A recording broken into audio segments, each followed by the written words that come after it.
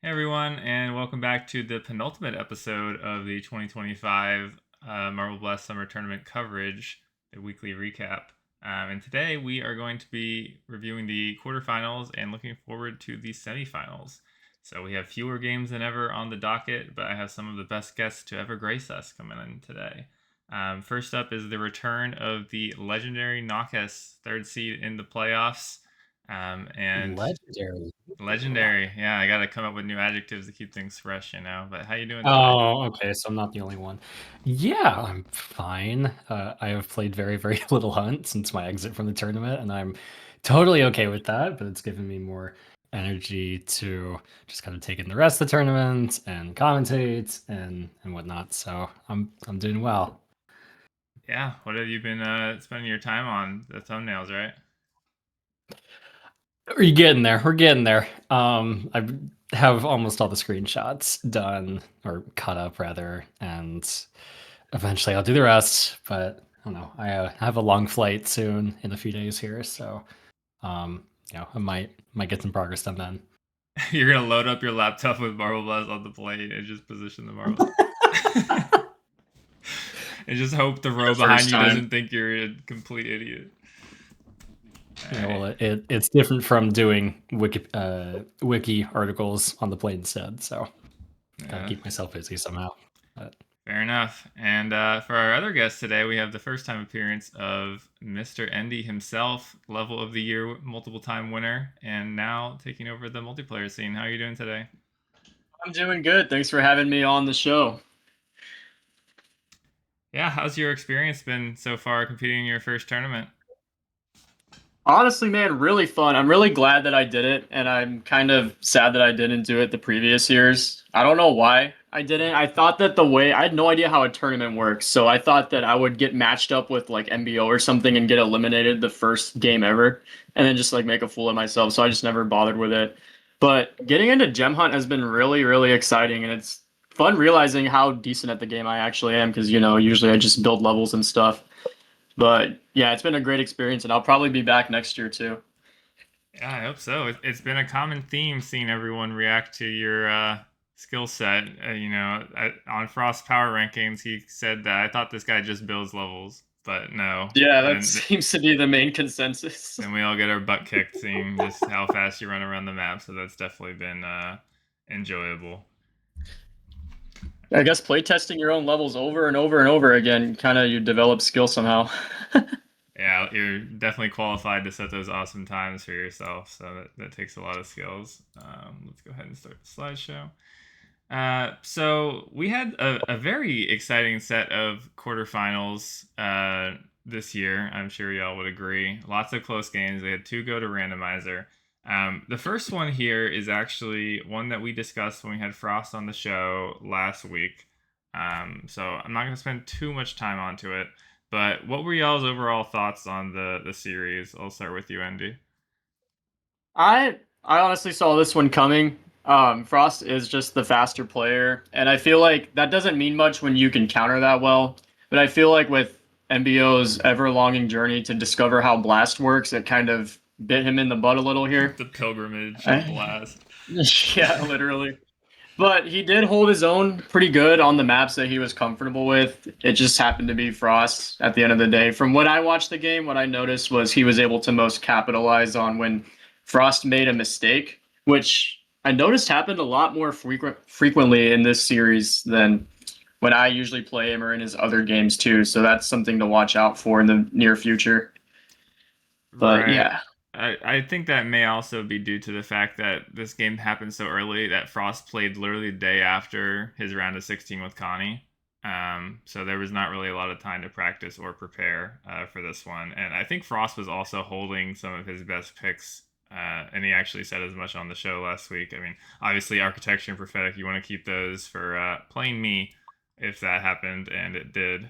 So we'll definitely talk about that later. But this was kind of a match where he wanted to save some of those picks from having to be used. What He about did you, whip Knock? out the old treasure box though. Yep. Any thoughts from your end? Yeah, I mean, goddamn, Frostfire's still good, and that's not just good. He's probably the best player around with Voltage right now, who has as of earlier today has announced his retirement from competitive multiplayer. So unfortunate to see him go there. But after a quite incredible short career.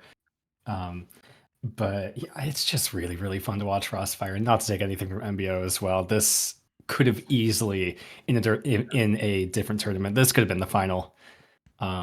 So I think, and it also could have gone either way. So I think this kind of perfectly represents just the peak of the skill level that we have in this tournament, and the fact that we have 4 more matches to go.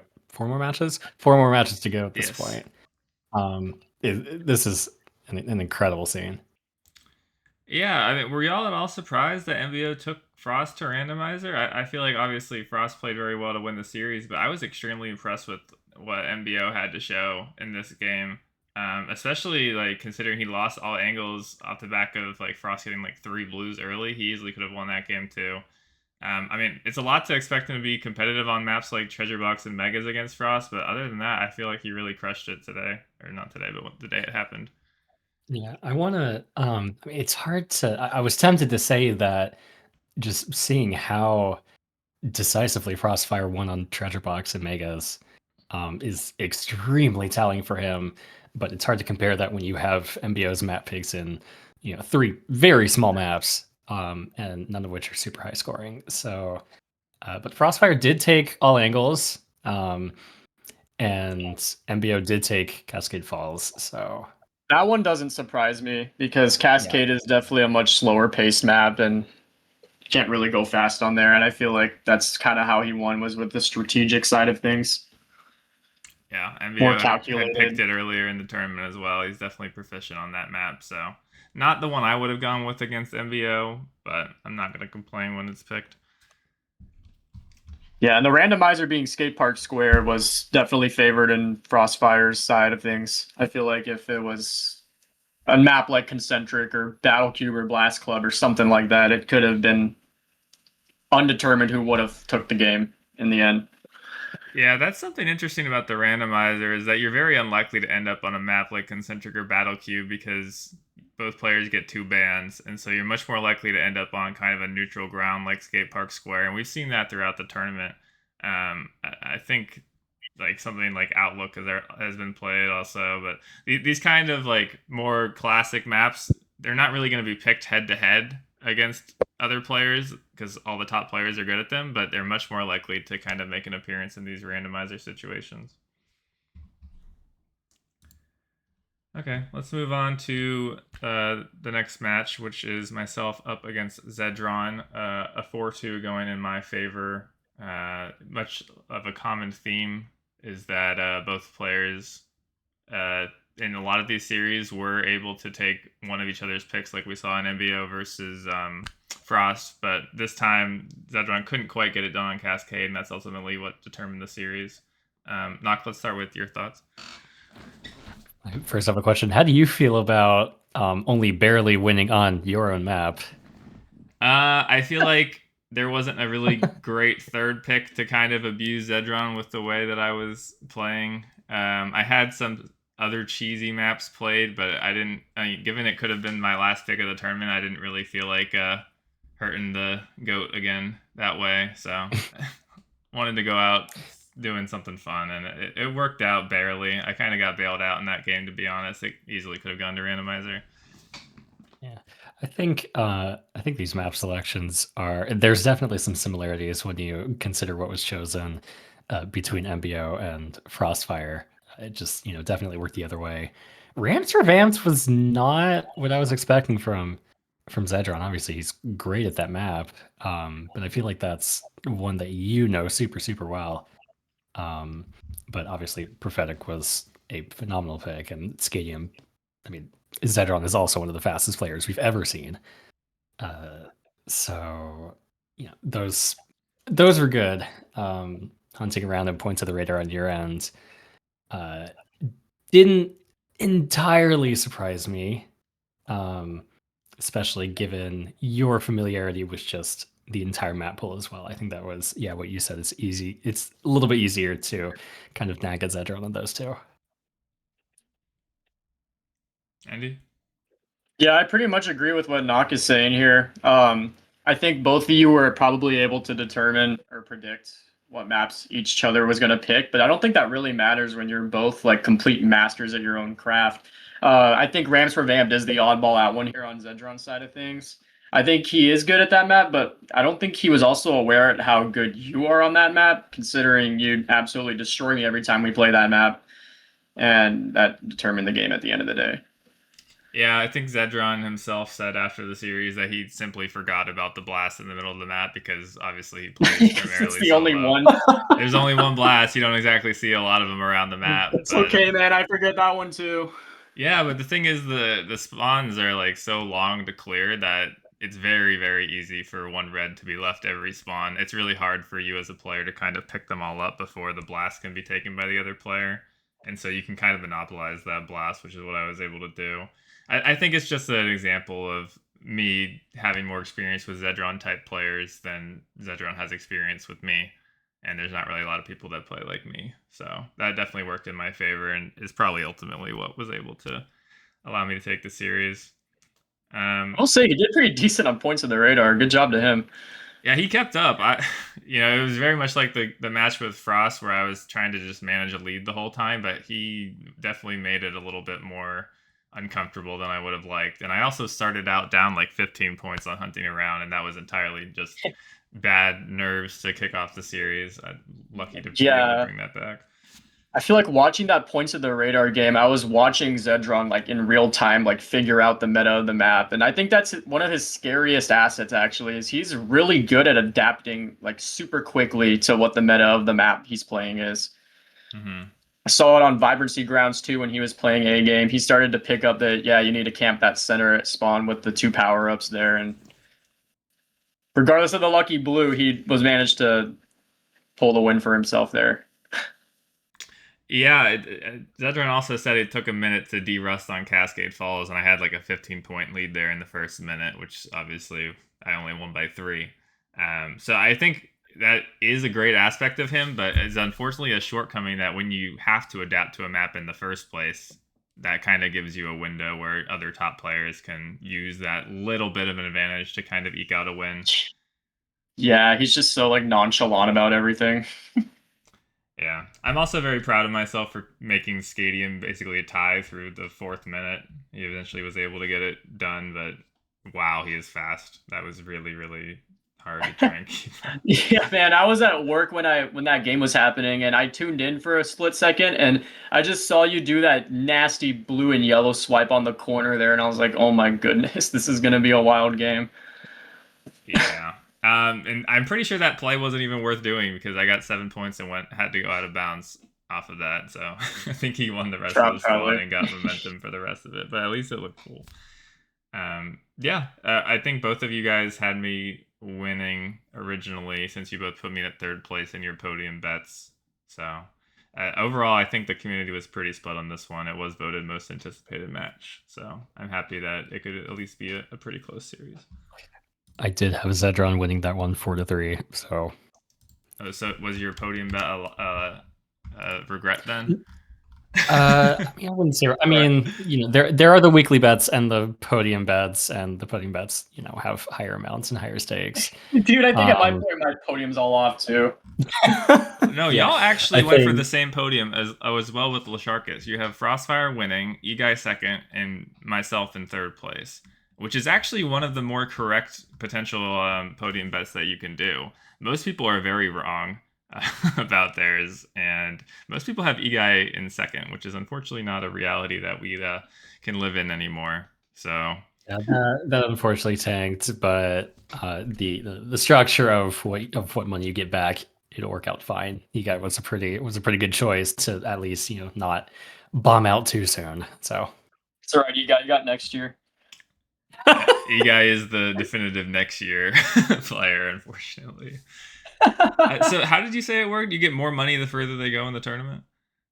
Yeah, so I think it's quarterfinals where a player who reaches quarterfinals, you will earn back as much as you bet. And then semifinals and finals, the money you earn back multiplies a little bit more. And then round of 16 and play-ins is down. So yeah, it's not just blindly going. It's a different structure than the normal weekly betting. Oh, okay. I'm feeling decent about mine. I have Frost winning and Mazik in the final. So that's definitely alive. And then I put Zedron third as insurance policy if he beat me, So. All right, moving on to the most recent quarterfinal, which happened as recently as yesterday. Mazik continuing his 4-1 streak, taking down John. He obviously 4-1 over Kago and 4-1 over yourself, Nockess. So the streak continues here today. Obviously, you've been on the receiving end of such a performance from Mazik. Is this kind of what you expected him to do up against John? Yeah, I had it I put 4-2 for Mazik in my betting. I think just compared to weeks 5, week 6, Mazik has just kind of found himself again after whatever he was dealing with. And I went into my match not expecting to win, seeing that his performance against Kago was great. Had he lost to Kago, I mean, I haven't actually played Kago yet, but apparently he's terrifying. But yeah, I'm Mazik winning against John makes me feel better losing to Mazik, especially since I beat John. So, I'm not. I mean, yeah, I'm not unhappy about when I left the tournament, and I'm not unhappy about when John left the tournament either. Or Okay. Sorry, John. Love you. Mazik is a great player, and it's great to see that. I recall him being named one of the kind of promising contenders for winning the whole thing, and it's great to see him kind of back into form after dipping a little bit towards the end of the group stage. Yeah. For the Swiss ones. Yeah, I think the biggest surprise for me with this game is the fact that the one map Jean won was prophetic, because Mazik, one, likes that map, and two, you put a giant wrecking ball inside a prophetic and it manages to get more gems. Like, that really surprised me, to be honest with you. Other than that, most of these games were close. I do think the ending of Spires was pretty unfortunate for Jean, where I feel like he had a lot of opportunities to capitalize on Mazik's mistakes, and he just simply did not have a power up. That was pretty unfortunate. But really proud of Mazik. I feel like he is on the verge of climbing back up the ranks, especially after the Swiss week he had, which is great. And yeah. There's not really many ranks left to climb now that he's in the top 4 and going to be playing in finals weekend. But yeah, he's definitely redeemed himself. It's kind of crazy to see the trajectory that he's followed this tournament, being a favorite to fight for the title and then ending 3-3, and everyone being very down on him as the 19 seed, and now climbing back up. Defeating both the 3 and 6 seed in decisive fashion now. That said, it was very evident that there were a lot of Mazik mistakes in this series, despite it being a 4-1. Notably, a lot of mechanical mistakes that seemed to be the result of nerves, and we saw that's why Cascade was won by 1 point, and ultimately why he lost Prophetic, where he was in a great position until the final few spawns, and then just seemingly was scared to commit to actually going to any of them, or constantly stumbling.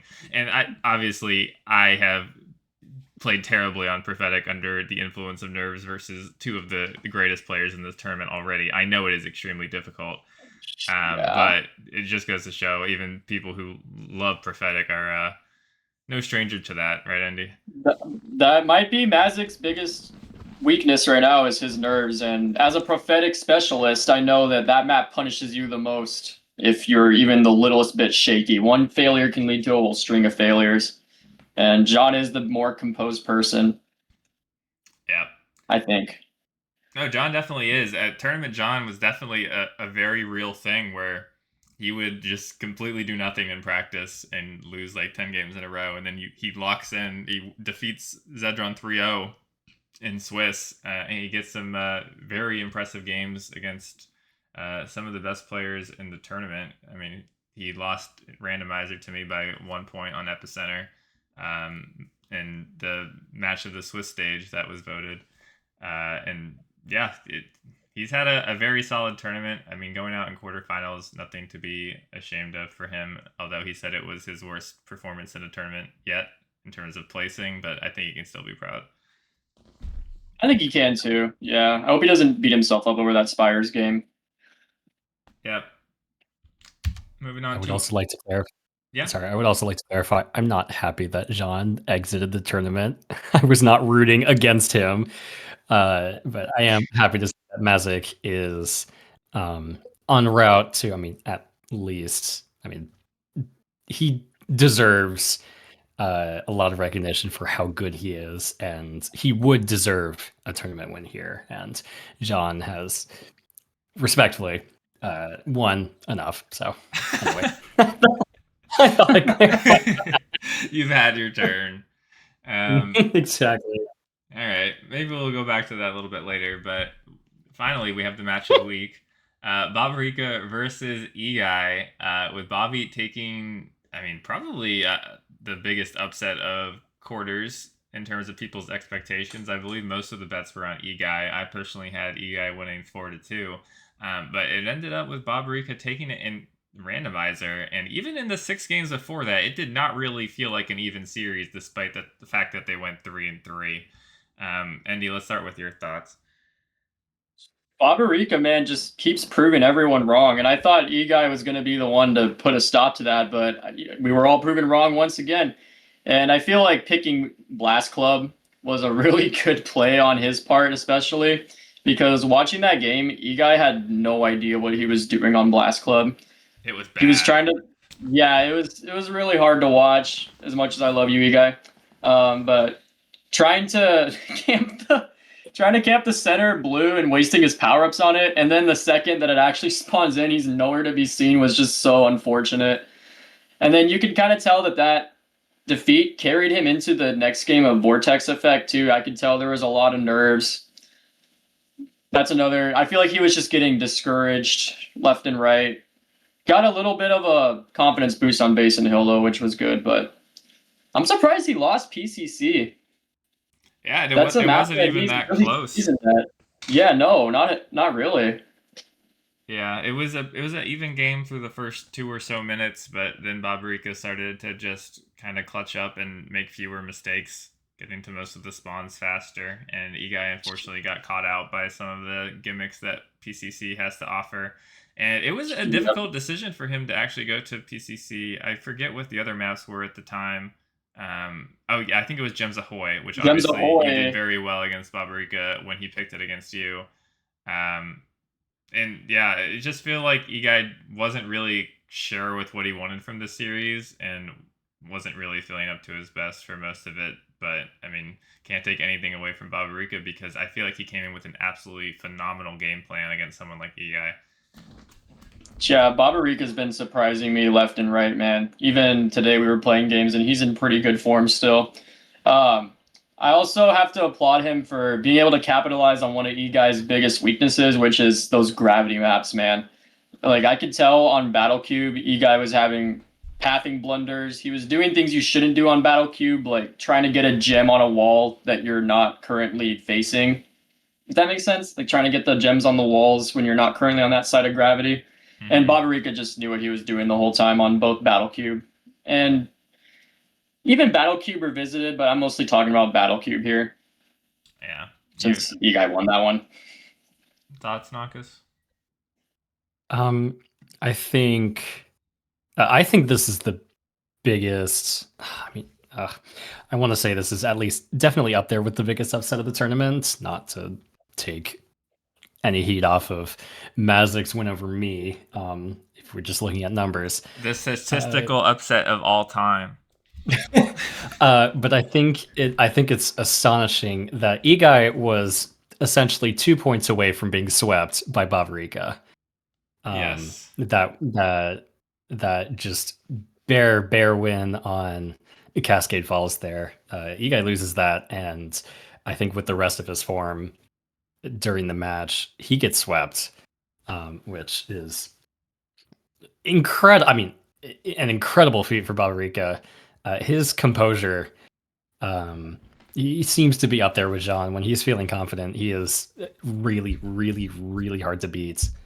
And I think his tournament play is fantastic. So it was nice for Eguy to have kind of a last shout here on Basin Hill. I had the pleasure of calling this match, and that was just a devastating game. 10-1 on Blues is, I think, the most lopsided I've seen in two players as good as Babarika and Eguy. But yeah, I mean, huge congratulations to Babarika. I would not be surprised to see him beat Mazik. I still think Mazik will win, but we will get to that later. But yeah, I think Eguy's biggest weakness is nerves. Even discarding the finals that he's lost in the past, which is getting to an unfortunate number at this point. I think he has a really, really hard time with that, and Babarika capitalized on that immensely. Yeah. Not only the nerves, but I think the other big weakness of his is that he's very uncomfortable with these kind of close quarters maps that rely more on aggression. And this is a reason why I do extremely well against him in our practice. Is he just is an easy target for the blasts.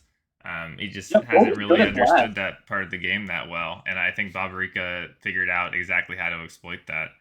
Um, and I mean, well done to him for that. Yeah, dude. Bobby is like annoyingly good at blasts, and that's probably why Eguy won Basin Hill so well, is because there's no blast, and it's kind of his specialty. His gift is being able to snipe things, and that's just the map for that kind of stuff. He's come a long way from cursing me out in web chat for using blasts, for sure. You just become what you sort of destroy. Yeah. I mean, with Eguy going out here in quarters, how are we feeling about his trajectory as a player as well? Like, is there more hope for him next year? Is he the eternal Ferrari of Marble Blast, or The Dan Henderson of PQ, as Freezies would say. I think, I mean, with all due respect to him, I think he missed his chance. Unless he decides to spend a lot of time practicing and fixing these weaknesses that he has. I mean, given the fact that I do think that I think he missed his chance to take a title, and I would love to see him prove me wrong. He has nothing left to prove. He's made 4 finals, 3? I think quite a few. Yeah, 3, and could have won any of them. He's an extraordinary player. So I think he's past his prime, but he is still an astonishingly good player. He was the number 2 seed after the after the Swiss rounds. Mm-hmm. But off the back of a forfeit from Voltage, which counts to 3-0. So there is an asterisk by that, but yes, he went 5-1, which is obviously very difficult to do this year. Could have been his year, man. He broke that pattern of losing to MBO, but now it seems like he probably has a new arch nemesis. Yeah, I think the MBO is definitely the highlight of the tournament for him. And it's a little bit of a missed opportunity, too, because with the 2 seed, he basically had a dream bracket to make finals again for the 4th time without having Zedron or Frost or even myself on his side of the bracket. I think everyone was predicting him to make finals, and it's unfortunate that it didn't pan out this time. Could have had another semifinal against me, which would have been fun. And frankly, I think he would have won John. that. So, or even John, which, yeah, I mean, he definitely had a chance between either myself or John. I don't think he would win against Mazik. I think Mazik is just better enough, especially in the areas that you guys weaker in. But again, I would love to see Eguy kind of fix these holes and pick himself up, because he is an incredible player. Yeah, and never change his profile picture. Too iconic. Yeah, moving over to the side of Babarika, this is now, we've reviewed all the matches. We've got 3 out of 4 semifinalists making it that far in the bracket for the first time as new semifinalists. And I think MBO went back and said this is like unprecedented in terms of tournament history. So what are y'all's kind of thoughts on how the overall scene has been shaping this year? I think it's interesting to see old patterns being broken, man. And if this really is the most competitive tourney with the most amount of people, then I can't say that I didn't see it coming. Yeah, 0 out of 4 final or semifinalists from last year returned this year. That's the first that it's happened. So that was the statistic I was looking for. Yeah, just really exciting, and especially with a lot of these series, as MBO put it, being old versus new, and new coming out on top. It's cool to see. So yeah, this is also probably the greatest knocked out in quarterfinalists list of all time, with John, Eguy, Zedron, and MBO. So that's an incredible lineup of players for sure. I mean, any of those four, well, three of those four, three of those four have won Correct. a tournament already. And the other ones made 3 finals. So yeah, I'd say 3 of those 4 were favored. A lot of upsets. I think that you guys is favored. John, kind of 50-50. This one was a little bit 50-50, but mostly Zedron. And Frost was definitely favored, but obviously Frost has won himself. It was he just hadn't participated last year. I think for everyone who qualified for the playoffs, the 4 that we have left, maybe replacing Bob with MBO, the 4 that we have left is pretty telling of the peak of the skill level in this tournament. Oh. Okay. Well, wanted to check in briefly with our ELO update. We got 19 seed in the semifinals, of course, as the statistic. Very underseeded, aren't you, Mazik? But yeah, definitely. I think he was the lowest seed ever in quarterfinals, let alone semifinals. So, and he has a good chance of making finals and winning the thing too. So that'd be incredible if that did continue. But overall, looking at the ELO updates, only 8 people played this week, so there's obviously not going to be too much shift. I trade spots with Zedron, and Mazik and Bobby move up. And if you didn't win, you went down. That's kind of self-explanatory. Although it's very close between a lot of these. I think Babrika down to MBO is only a couple points. So, I mean, Nockess, we looked at the ELO in week 4. Would you say it's looking a lot more accurate now with how you perceive where players are? Yeah, I don't think there's anyone here I would disagree with. I mean, obviously the obvious outlier is Voltage. Yeah, don't look at Voltage. The tournament. Who left, but I mean, I think Fly high, brother. I mean, there are about, I don't know, 3 or 4 people you could replace Voltage with, or that you could replace, Voltage with. You know what I mean? But yeah, I think this is pretty accurate to everyone we have in the tournament. Maybe, I mean, Endy in a different tournament would be in top 10. A game in a different tournament would be top 10. Yeah, a game at 15 and Endy at 11, I think, is robbery. Yeah. Yeah, I'm way better than Chris. I'm just playing. Yeah, I'm 2 above you. Try again. But yeah, I think this is pretty accurate to everyone we have in the tournament, and I think that top 3, frankly, is perfect. Well, thank you. Yeah, I'd agree with that. Cool. Yeah, there's not really a lot I would disagree with either. I think Babrika is definitely like the odd personality if you look at like perceptions, but he keeps proving everyone wrong, and he's gonna climb until he doesn't. So. Yeah, I mean the stats are there, man. Yep. And if he does lose to Mazik, he's probably going down behind Eguy and MBO, which is where most people would have put him in the playoffs probably anyway. So if he does lose, it'll probably be closer to that.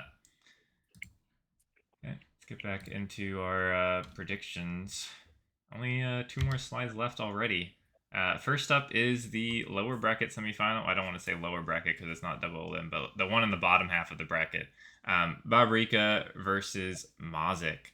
And these are 2 players that are definitely different, but have a lot of the same kind of map pool in the middle with Spires and Prophetic. A lot of these technically skilled maps, they've been very willing to pull out in the tournament. I've gone with a 4-2 in Mazik's favor. But before I give my thoughts, you've also gone for a 4-2, Nockess. So why do you think that is? I'm not sure if I said this earlier, but if I have, I'll say again. I think Mazik's just a bit better.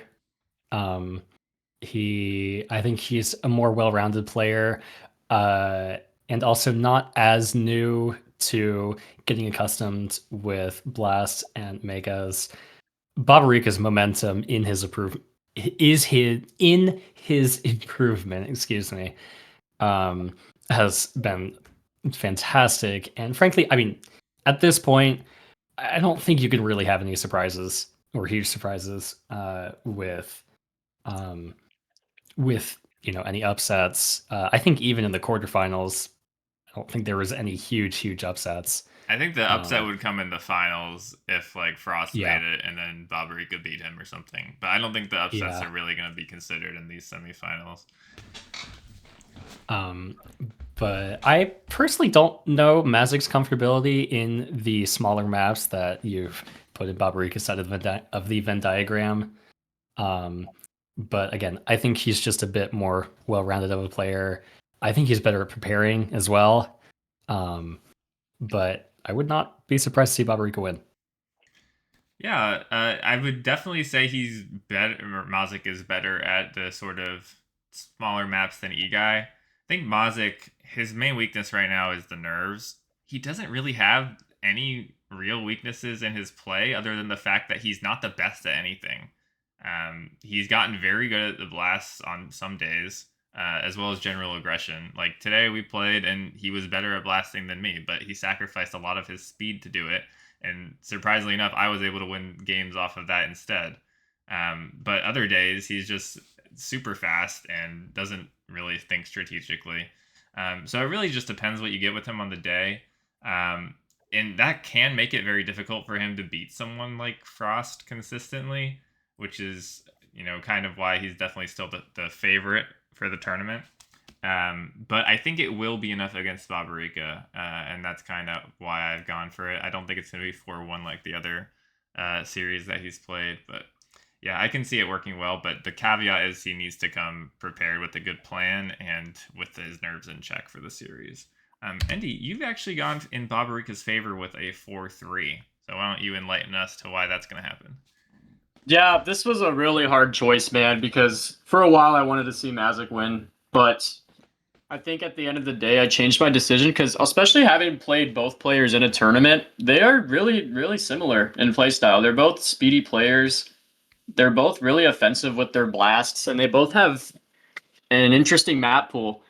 The reason I went with Babarika, though, at the end of the day is, well, because one, he's been proving everyone wrong, and I'm starting to catch on to this trend. And two, Mazik and Babarika have gone against each other before, and it didn't go too well for Mazik. And I feel like going into that game, there's going to be nerves with Mazik because there's expectations to do a double take or, prove yourself or whatever. And I feel like those nerves could get to him. And if Babarika's feeling confident, especially after beating him 3-0, then I feel like he could take the cake with that one. Babarika could. Yeah, you said something really interesting about Bobby's and Mazik's willingness to blast. I realized that everyone still in the tournament has been very willing to pick up the new meta of the kind of like blast aggression and more kind of strategic play. Even Frost has adapted to it very well. Because they see you kicking everyone's butt and they're like, oh, I'm doing something wrong. Yeah, well, it's an interesting thing to note, seeing some of the great players that kind of have struggled to adapt to it, like MBO. As good as he played in quarterfinals, he's definitely been one of the more stubborn ones, as well as like Zedron, and great players like that. So it's just kind of interesting to see how that has had its effect on the tournament. But I definitely see where you're coming from with Babarika and his kind of track record with the nerves. I actually think it's entirely possible that Babarika wins this series. I'm sure most people are kind of seeing the possibility of that as well, especially with the sweep that he had over Mazik. I think in that series he was able to take architecture by just 1 point, which is what ultimately gave it to him. I think with the kind of headspace that Mazik was in that series, it was very bad. After losing to Voltage and then yourself, Endy. But I do think you have a great perspective of it, having played both of these players yourself, which is, I don't think, something anyone else can say that's participated. So glad to have your 2 cents on this one. Oh, of course. They both also have emotional debuffs, but like in different ways. I feel like Mazik has high expectations of himself, and sometimes in a game like this, especially, you can come into that game with nerves of high expectations of yourself. Babarica usually starts pretty confident, but if things don't go his way, he gets tilted easy. So I guess the difference is Mazic's just kind of a nervous dude in general, and Babarica just has like he's easy to tilt, and I think that will be interesting to watch in this game. Yeah, but it hasn't happened since really his match against Ignis, Yeah, I feel yeah. like, in week 2, because he's just been winning. Yeah, I know, and that's why I think Babarica might win. But if Mazic if he catches Mazic on a good day, then that might be what seals the deal for Mazic. But I don't know, with the way Babarica's been playing, he's pretty confident, and he should be. And he was very So resilient after that Basin Hill game that Eguy played. The fact that Eguy brought it back to randomizer off of a game like that, and Babarica was still like kept it together enough to actually play a great game on Platinum Construction Co. is really impressive. And this is a different guy than the same Babarica that started the tournament. yeah, the improvement has been exponential, dude. It's insane. Were you gonna add something, Nockess? No, not really. I think all the comments of the nerves is basically all I had left, but y'all covered that for me. Andy, having played both of them, what do you think is going to be each one's game plan coming into the map picks? Because I feel like the same kind of recipe for Eguy is not really going to work on Mazic, but against you, it kind of felt like Babarica just kind of pulled random maps out of a hat that he liked on the day. So, what do you think that's going to look like here? He's good at all of them, dude. Like they both have like a very broad map pool. I know Magic's probably gonna pull out the triple trail, but that's all I can really say on that behalf. Because when I was playing both of them, they both kind of surprised me with their map picks. Besides triple trail, Yeah, I would be surprised if he wasn't ready for triple trail, though, given the web chat message you sent earlier on. So we'll have to see how that I know that was so dumb. A little bit of mind games going on. But yeah, that's very exciting. Okay.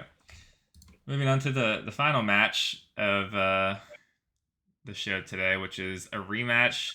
I should have mentioned, both of these games are rematches of Week 6 Swiss. This one in the 5-0 bracket and Bobby versus Mazic in the 3-2 bracket. Can you believe that a rematch of the 3-2 bracket is happening in the semifinals? That's absolutely insane. Yeah. But anyway, me and Frost are playing off again. Went to randomizer last time. I obviously don't have a prediction. Nockess, you've gone with a 4-3 in Frost's favor. So let's start with you. I mean, God, it's a 4-3, but it's not exactly a like Frostfire wins. It's a 4-3 because I had to pick someone. This is a really, really, really close game. Both of you are absolutely exceptional at what you do. I think Frostfire just being as good mechanically as he is I think what would eke him out, what would eke the win for him. And also, I mean, obviously, Shadow Visions, you are a semifinalist. You've been one of the favorites for the entirety of the tournament. Not saying that your mechanics are lacking or anything. You're not hurting my feelings, man. Just talk. Thank you for saying but it's hard not to. Sorry, I got some Eguy in me. Yeah, just make fun of Eguy. Yeah. Frostfire just does not make mistakes. And not only does he not make mistakes, he's quick and he's creative. The final play on all angles in this match against I'm blanking, help me out here. MBO. Using the ramp that was right next to the super speed to find his way all the way to the last blue. That's that kind of quick thinking that I would kill to have. And I think I would only personally find that in myself with a little bit of luck. But Frostfire is somewhat of a returning. I mean, yeah, definitely a bit of a returning veteran. So Shadow Visions. I mean, he won in 2016, so I think that's more than a bit. Yeah. But given that you've been essentially playing nonstop for the past year, I mean, yeah, at this point, I think this is the final. With all due respect to Babarica and Mazic, I think whoever wins this wins the tournament. Yeah, would you echo that sentiment, Endy, or think that Bobby and Mazic have a chance? No, I really do think, as great as everyone is so far, obviously, for making it this far, I think it's really going to boil down to you two. Cool. You've actually gone for me 4-3, so taking the opposite side of the coin, but both of you think it's going to go to randomizer. What are your thoughts on the series? Yeah, dude, this was so hard because you guys are both my favorite people to play with for different reasons, and I feel like that's what's going to highlight this in the tournament. I love playing Frostfire because it feels like a race with him. He's just so mechanically good at the game. He's done some inhuman stuff like in our games, and I just kind of stare at my screen bewildered the whole time. And That's what you, it's on the like other playing with hand, you for everyone else. oh really? You're No, the most I get my creative person ass in the kicked. tournament, man. I would never like the. We were playing a certain map the other day, and you just got up to the top in the most stupid way imaginable. Oh my god, was it that prophetic blue? I'll tell you later, but All right. I'll sit and think about it. But you piss me off when I play with you, and that's I thought I great. was your Like, favorite. no, Welcome but to the like, club. Welcome not to in the no, club. not in a bad way. I'm just like, dude, how do you like do those plays with like the blast and like the offense side of things? Even your routing's good, and you are like mechanically good at the game too. Obviously Frost is better, but like I don't know, it was really hard. The reason I went with you at the end though was because I haven't really seen Frost on much. He hasn't really been playing, and I feel like that tiny little tidbit of not practicing versus you practicing and with your massive veiny galaxy brain studying all of his maps and plays. I feel like that's what's gonna seal the deal by one game, you know? So yeah, I have Frostfire on my podium bets, but as I of would today's current date, August 27th, 2025, I do think that you're going to win this game. It is going to go to randomizer, but I think that I'm in your favor. I would like to pitch in on a particular comment. Before the tournament started, after I'd signed up and I played a bunch of games against Shadow Visions, and he kept blasting and mega marbling the absolute living Christ out of me. I did not appreciate that, and I was already considering kind of like not doing the tournament because I didn't really know how much I actually cared. But I was getting pissed off at him too. And for a bit, I was like, "Yeah, I don't want to play anymore." Yeah, but Obviously, I have since I have since come back and had my rounds because I decided I'm probably not going to win. I would like to. That would be cool. But I will not be upset if I lose. And alas, I lost, and I was not upset about it. But yeah, Shadow Visions, you kind of piss me off sometimes because you're so effing good at you've been waiting to say that, haven't you? at Well, at those pieces, and I don't think I've ever actually played Frostfire in a 1v1 before. I'm not sure I need to. He's terrifying. Um, but anyway, so That's yeah, the I just thing with wanted these to. two players, though, man, is they both make you feel all right after you get your ass kicked by them. Oh, they're both of you are wonderful people, but I'd rather do that without getting my ass beaten. So yeah, I don't Chris, I'm think I'm pretty many sure. people's favorite to play. I'm more of the one that makes them take a break after I a don't know. I still multiplayer have fun session. playing. I still have fun playing you, man. And Chris, I was in the voice chat with, or in the voice call with you when you were playing Shadow Visions back when he was new, and you were like, "Damn, this Shadow Visions guy is kind of good at the game," and it's just crazy to see how things have come since then. yeah, All right. Well, that is gonna wrap us up. A much quicker show than it's been the last couple weeks. It definitely helps when you have much less games. But we're only gonna have 4 more to watch, so make sure that everyone enjoys them. They're gonna be absolutely Yeah, awesome and some great matches. I'm glad Uh, I got one page of homework and not 8 books of homework. oh yeah. I appreciate the time that y'all put in. Anything you wanted to say now that you're on the show and it's coming to a close? Hi, mom. No, but really, this has been a great tournament, and I feel like any one of those four honestly deserve to win, and it's just been a great experience for me too to be inside of a tournament for once and get to know the ins of Gem Hunt. So it's been great all around. Yep. Anything from you, Nock? No, I mean, four really, really, really fun matches. It's basically it's cool to see all four of our players playing each other again next week. One for the final, one for the third place round. So I don't know who I would expect to put in which place at this point. But yeah, I still think Frostfire is going to win the whole thing. But I mean, God, anyone could win. So, but yeah, this has been a wonderful tournament to be a participant of and a caster for, and this sets a really, really, really, really high bar for future tournaments. So we'll have to see how that goes. So, but anyway, yeah, thanks for having me. Yeah, thanks for being such excellent guests, and we're gonna have to strive to set that bar even higher with the future tournaments to come. But anyway, yeah, as always, leave a comment if you like the show, and it won't be here too much longer. So I hope you guys enjoy it, and yeah, thanks for watching. I'll see y'all later.